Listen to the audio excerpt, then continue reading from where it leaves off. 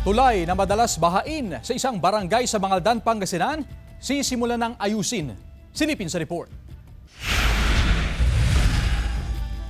Karaniwang problema tuwing panahon ng tag-ulan ang pag-apaw ng tubig sa mga palaisdaan sa Barangay Lanas, Mangaldan, Pangasinan. At tuwing umaapaw ang mga palaisdaan, binabahang ilang kalsada, gayon din ang maliit na tulay na ito na nagsisilbing daan ng mga sasakyan palabas sa barangay. Kaya naman perwisyo daw sa mga motorista kapag inabot na ng tubig ang maliit na tulay. Ang problemang ito, matagal na raw batid ng mga opisyal ng barangay at sa tulong ng pondo mula sa national government, sisimulan ang rehabilitasyon ng tulay. Magkakaroon po ng elevation ng kalsada, and then ang napakalaking points doon is mawawiden o mapapalaki ang sukat ng ating tulay.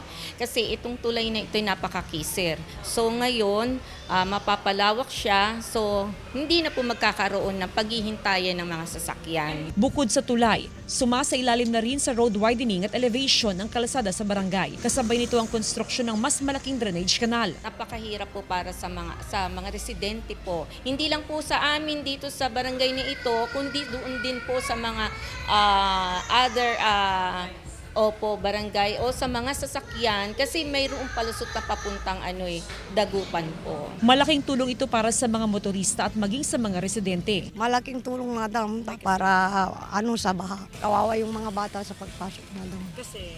Siyempre hindi sila makakapasok, madam, pag yung tubig sa karsada. 4 na buwan o 120 days ang target completion ng proyekto. At dahil sa mainit na panahon, umaasa ang mga residente at maging ang mga opisyal ng barangay na mapabilis ang konstruksyon ng proyekto. Kasama si Jing Dakanay, Jasmine Gabriel Gulban, One North Central Luzon.